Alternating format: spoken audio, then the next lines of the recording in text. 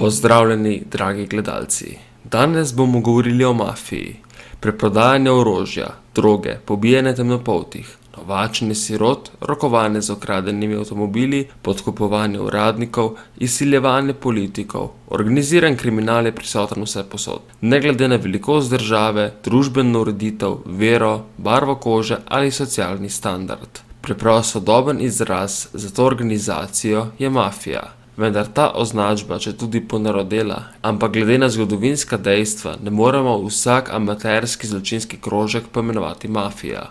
Toda kaj v resnici je mafija in od kod izvirajo njene korenine, boste izvedeli v nadaljevanju. Največja vodna pot starega sveta je bilo Sredozemsko morje, ki povezuje vso Južno Evropo s Severno Afriko in Bližnjim vzhodom. Na sami sredini je strateška točka, katere posedovanje je bilo idealno za nadzor večine vodnega prometa. Velikanski otok, nekoliko večji od Slovenije, ki mu danes pravimo Sicilija. Otok je bil vse preko traj pod soncem, ravno nasprotno, vroč južni veter, ki piha iz Sahare, se na poti čez morje navzame vlage in naredi sicilska poletja hudičevo nevzdržna. Dežja je le za vzorec, za nameček pa kakršnakoli idiličnost in brezskrbno življenje vzame Etna, eden redkih dejavnih evropskih ognjenikov. Ampak vse to ni motilo osvajalcev, ki so si največji sredozemski otok prilaščili drug za drugim. Sprva so bili to Feničani, Grki, Kartežani in Rimljani, nato pa še Goti, Arabci in Normani.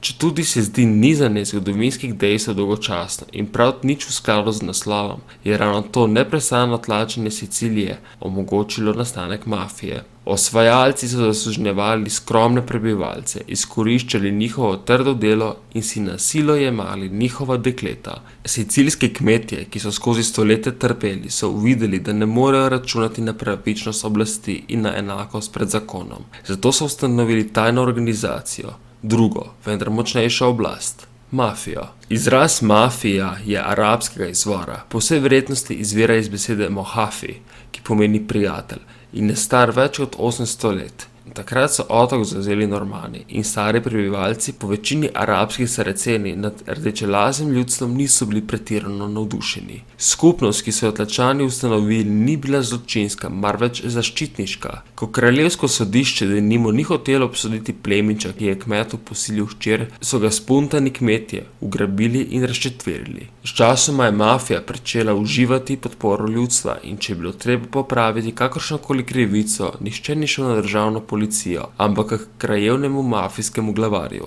Ljudem, ki so bili povezani z mafijo, so jim pravili prijatelji prijateljev. Skozi stoletja je mafija spletla svoje niti po vsem otoku, pri čemer je obdržala popolno neotopljivost pred vladarji. To ji je uspelo za voljo trdnega značaja Siciljanca, ki bi si raje odgriznili jezik, kot da bi sodelovali z oblastmi. To nepisano pravilo se je tako uveljavilo, da nihče ni niti črhnil policiji o zločinu, celo kadar je bil sam žrtev omerta. Držanje jezika za zobmi je sprva delovalo izključno zaradi mržnje do režima, nato pa tudi iz strahu pred vsemogočno mafijo, pred katero ni bilo lahko ubežati. Maščevanja mafije so bili namreč sila priljubljeni. Siciljanci so bili prepričani, da je krvna osveta edina pravica in da morajo biti vedno neusmiljena. Sovraštva tamkajšnjega kmeta pač ni bilo jemati za šalo. Bili so goreči kristjani in nikoli ne bi onečastili podobe device Marije, toda kadar jim je stopila v glavo kri maščevanja, sedaj bi počili samega papeža. V tej deželi je mrgolelo kipcev jokajočih Jezusov, vendar živ človek ni verjel v nauk, da je treba nastaviti še drugo lice.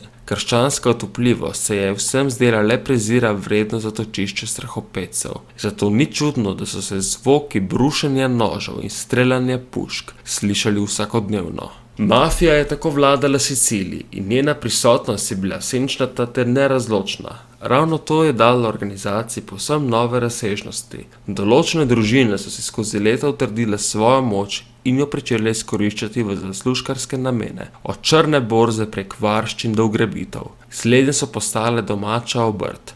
To početje so pripeljali tako daleč, da so nasilni mafijci pred ugrabitvijo preprosto poslali izbrani osebi pismo, po katerem so jih želeli, da se v izogib zoprnemu dejanju odkupnina plača vnaprej. Sicilijanski bogataši so to jemali kot nekakšen neuraden davek, ki ga je bilo treba plačevati, da so lahko živeli na rodni zemljici.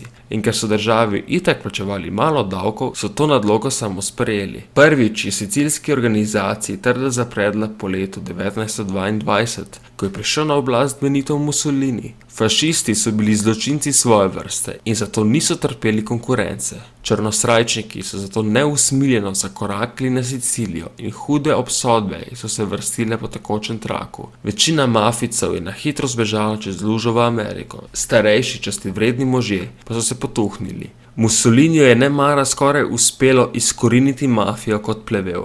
Do druge svetovne vojne je bila dejavnost mafije na otoku skorajda ničelna, zato pa je bilo toliko bolj pestro na drugi strani Atlantika. O prestopu v 20. stoletje so v vzhodna pristanišča, zlasti v New Yorku, je tedensko priplulo ducat ladij s tisoči in tisoči revežev, ki so slišali, da se v Ameriki cedita med in mleko, ter da je mogoče tam na dan zaslužiti toliko kot v Evropi na mesec. Med prišleki so bili najpogostejši Italijani, Irci in Židje. Vse tri etične skupine so za seboj prinesle podobno težavo, nezaupanje v pravnost režima. Med Italijani so bili povečini prebivalci za juga, torej se Kalabrije in Sicilije, ki so bili že prevzeto stalni uporniki. Irce so doma zapostavljali Angleži. Na drugem koncu morja so posledično vsi tujci ustanovili gete, ki so jih uredili po svojih starih običajih. Kaj kmalu so vsi spoznali, da Amerika vseeno ni tlakovana za dolarji. Srečo so našli le redki in večina se je utopila v poplavi revščine. Zato ni čudno, da so se našli ambiciozni posamezniki, ki so želeli več. Ker na drug pošten način ni šlo, so pričeli žeti, kjer so drugi sejali. Prvi korak k organiziranemu kriminalu je bilo pobiranje varščin s pristaniških skladišč.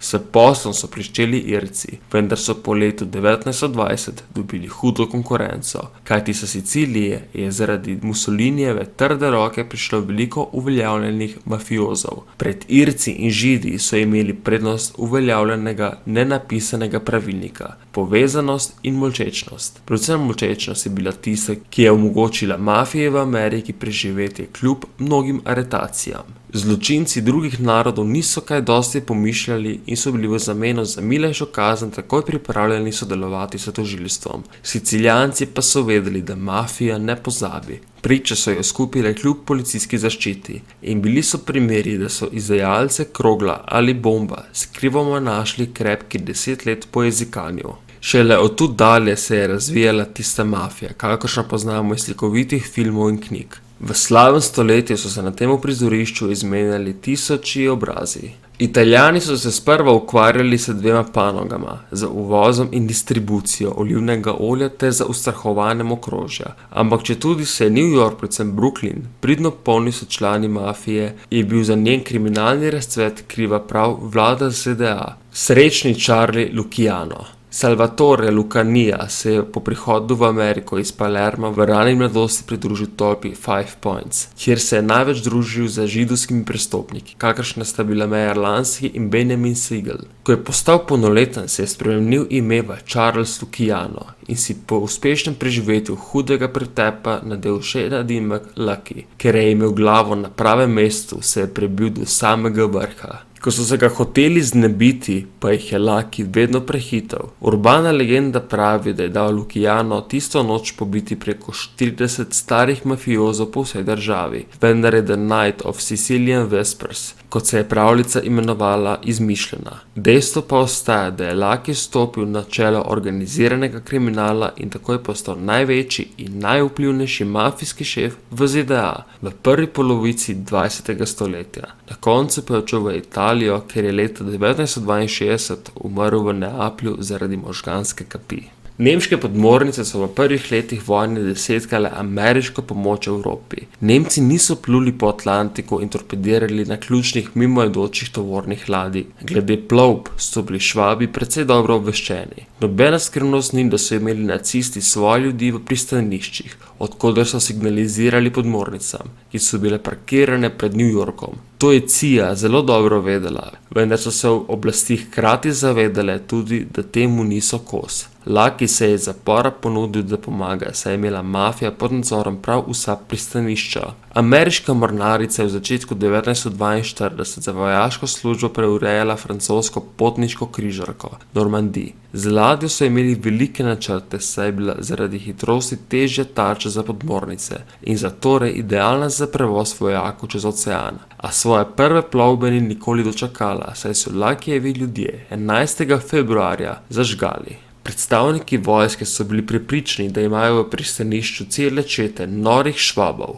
Zato so Luckyja hipoma premestili iz najstrožjega zapora v najbolj blagega, od koder je imel vse možnosti za komunikacijo s svojimi ljudmi. V zameno za pomoč so mu obljubili prostost za izgonom, s čimer se je Luciano strinjal. Stekla je velika operacija, ki jo je ameriška vojska poimenovala Operation Underworld. Mafija je obalo očistila nemških špijonov, kar pa je bil šele prvi korak obsežne pomoči. Drugi pomembnejši del naveze je prišel leta 1943, ko so zavezniki načrtovali napad na Sicilijo. Luckyjeva zveza z otokom je močno pripomogla k izdelavi poteka akcije, saj so čez Atlantik pridno prihajali podatki o nemško-italijanskih vojaških silah, predvsem o položajih težkih topov. Zaradi tega so ameriške čete ob izkrcanju 10. julija utrpele znatno manjše izgube. Generalu Pattonu so lokalni mafijci po naročilu iz Amerike pomagali,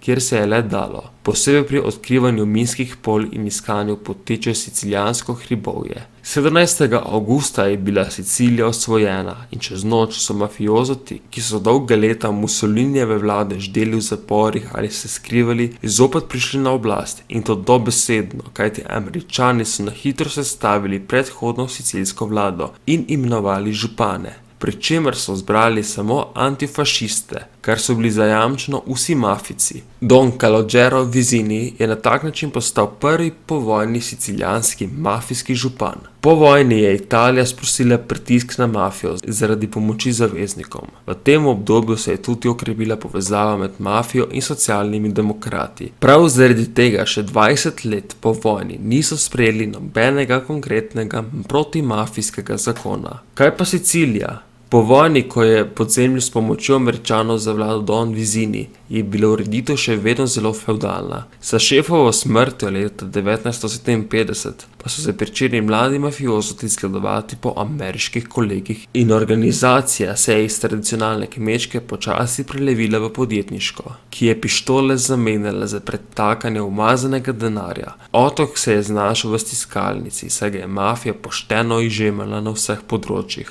Od preprodaje nepremičnin prek vpliva na gospodarstvo do kraje denarja, ki ga je z modernizacijo Sicilije namenil Rim.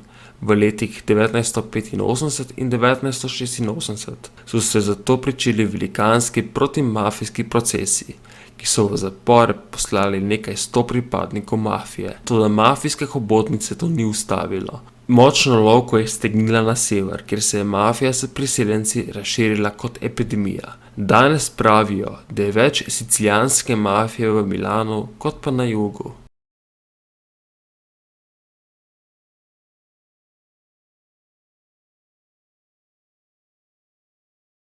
Upam, da vam je bil današnji dokumentarec všeč. Če vam je bil všeč, pritisnite like in se naročite.